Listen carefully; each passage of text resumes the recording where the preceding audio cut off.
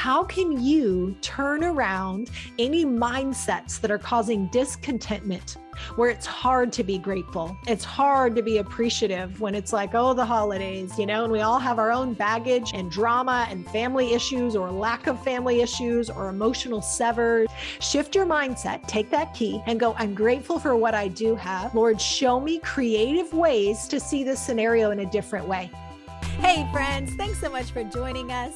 This is Unlock You with Dr. Shannan Crawford. I'm a clinical psychologist, leadership consultant, and a really big fan of you getting to fulfill your life purpose.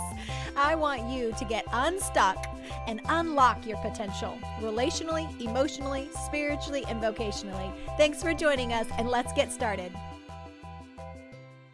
Welcome to Unlock You with Dr. Shannan Crawford, and welcome to the holidays.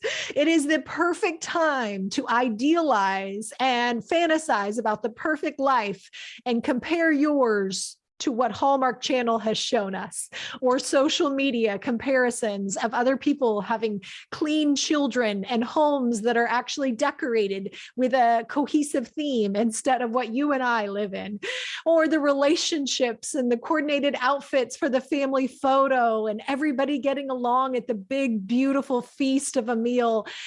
And then we look at our own lives. How many times have we idealized something, created an expectation, and we end up discontent with the life that we have because nothing measures up to a fantasy? And when we fantasize and create an expectation, we are naturally now creating a bar of comparison that real life and real spouses and friends and kids have to now measure up to. And when we're doing that, there is now a template that the brain is looking for to be satisfied. The issue is there's an idealized fantasy that today and real people and real situations will never match. That is literally setting you and them up for disappointment. And then we get discontent thinking, I don't have the family. I don't have the big table with the lush meal and everything color coordinated. I don't have the sweet little dog that comes in with the bow tie. You may have an area where you look at your own life in discontentment, and that's an issue for me as much as anybody else. And I think the holidays for most of us is a natural time to take stock of our relationships, to think, how connected am I? Who's coming to the meal or the celebration? And wanting to make life this experience. Or you may be on the other side where you just want to get through it. Some people don't show up for life at all because they're so used to disappointment or life not measuring up that then you don't lean in. You don't plan, you don't invite people, and you're not a change agent for the world around you because you're barely just making it through and you're not really living full-hearted. Both sides of that paradigm are both a mindset that is disconnecting us from being grateful for what we do have in that moment. I can look back at old photo albums and say, oh my gosh, my life was actually much better. And I remember how discontent I was in that moment. I'll look back and be like, wow, I had that person in my life, and yet I didn't enjoy it. I had something that I never actually appreciated because I was so discontent trying to create the idealized, wishing I had something else that I wasn't fully present and grateful and stewarding and investing into what I already have. Or seasons that I was just trying to kind of avoid, not think about it. Some of you right now with the holidays, maybe just like, turn off the movie. You're like the Grinch. I don't want to watch or see anything to do with the holidays, but that's not full-hearted either. Both paradigms are creating mindsets to protect ourselves.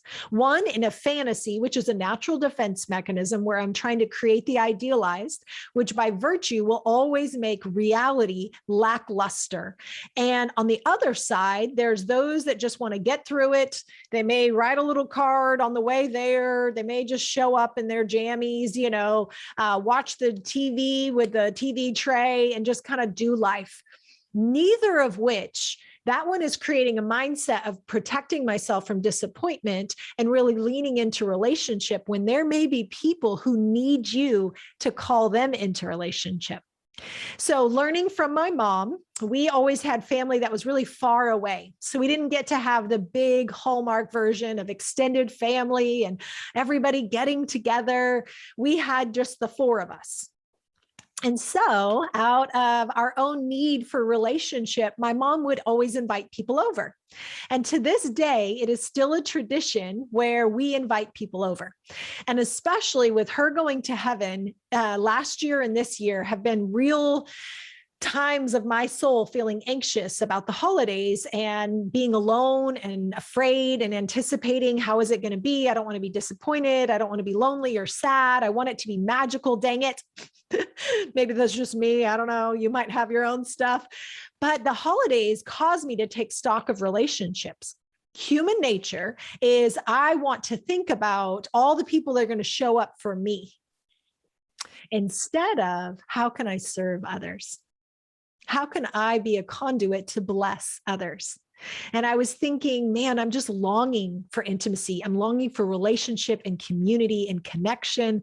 With COVID and shelter in place seasons behind us, it's just hard to kind of rebuild and re-engage in community again. And so I got really kind of upset and just lonely and sad and just kind of had my own funky thing going on that I didn't tell anybody about. It was just my own inside. And maybe you've had your own in one way or another. But in that moment, I was able to say, oh my gosh, Lord, thank you for showing me that I'm operating out of discontentment, which discontentment causes us to withdraw, to become very self-obsessed, to become very hoarding with our time, energy, and resources, expecting other people to reach out to us instead of appreciative. And when I started to say, hey, Lord, I'm feeling lonely and longing, and I felt like he said in response, why don't you start thanking me for the relationships you already have? And now let me tell you, in that moment, it's ridiculous. I do have relationships, but I felt like I didn't because I was in a narrative, a mindset that was telling me lack and deprivation, entitlement and offense that I don't have something and I'm lacking it. My life doesn't look like the fantasy. And that causes this root of discontentment, resentment, loneliness, anxiety, feeling driven to need to make things happen instead of just switching it. And just the simple thing of switching the mindset, here's the key, switch your mindset to start asking, show me the good that's already in my life. Show me the relationships already in my life. Show me the other people that may need to be invited for the holidays, other people that I can invest into. And it's not just about me, because a lot of, and I can say this because I've struggled with depression, but depression is a very self-enveloped mindset. I feel bad. I don't feel like I have enough energy. Nobody wants me. It's not going to work out. It's very self-enveloped. And in that state, you're not going to be investing because it feels silly to keep investing and putting yourself out there if it feels like it's not going to work out. But if I can switch and start saying, I'm thankful for the things I do have, for the life and the relationships and the things that aren't yet, but I can start being grateful for. When you do that, you release different neurochemicals. Hope has its own chemistry in your brain versus sadness and discontent. And do you know when you decide, what's the point? I'm not going to celebrate the holidays. I'm not going to make a big fuss, whatever. When you do that, you're literally turning off the problem-solving region of the brain. You're also disconnecting the ability to recognize the good already in your life because you put a filter on of it's not going to work out. Nothing's really that great, kind of ho-hum, feeling sorry for ourselves. On the other side, when I'm able to say, God, show me the people that are in my life. Show me the blessings already in my life. Show me the community I already have. It's like that chemistry just shifted in my brain. And now I find myself investing in relationships, reaching out and saying, hey, do you have somewhere to go for Thanksgiving? No pressure. If you have other plans, just want you to know the invite's out there if you'd like it. That blesses them, but it also lets me get that original need of wanting relationship and community. How can you turn around any mindsets that are causing discontentment, where it's hard to be grateful? It's hard to be appreciative when it's like, oh, the holidays, and we all have our own baggage and drama and family issues or lack of family issues or emotional severs. Instead of expecting those people to be your source, to be the ones that show up or lean in, maybe you're in a narcissistic relationship where that person just does not show up for you. Look outside of that relationship. They are not your whole world. They are not your Hallmark movie. The world is not all of a sudden going to combust if they don't show up. Stop making the expectation about a person or an event or something happening a specific way. Shift your mindset. Take that key and go, I'm grateful for what I do have. Lord, show me creative ways to see this scenario in a different way. And when you have a longing that's not fulfilled, it causes heart sickness. And that heart sickness literally has neurochemicals and heaviness and weight that sits on your heart and your chest. It will make you more self-absorbed, more self-pity, more socially withdrawn, more entitled and resentment when people don't reach out. On the other side, if you switch and go, man, I am so grateful and appreciative for the checkout person that was friendly to me. I'm so appreciative for the relationships that I have had and are coming. I'm going to go to meetup groups. I'm going to go to community or life groups. I'm going to start leaning in. I'm going to reach out and say, hey, I'm just thinking about you today, and text people, message them, let them know that you're in the world. I had a season where somebody told me, I'm not going to come to your community group anymore because nobody reaches out to me. So I'm leaving community. And I'm like, okay, no problem. Just so you know, nobody reaches out to me either.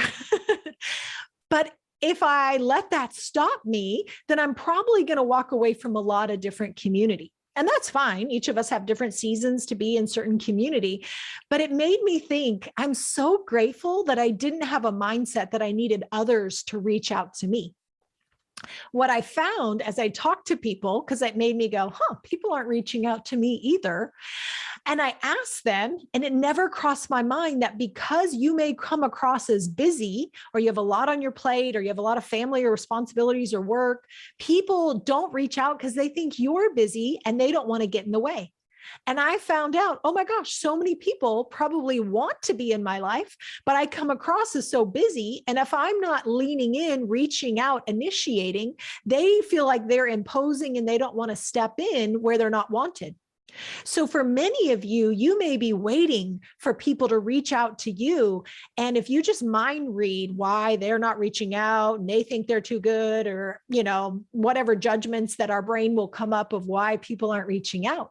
But if instead you continue to show up as a positive source of life and joy and hope in their life, just messaging them real quick. Hey, sending you a hug today. Hey, sending you a prayer. You're important to me. I just think you're super fly.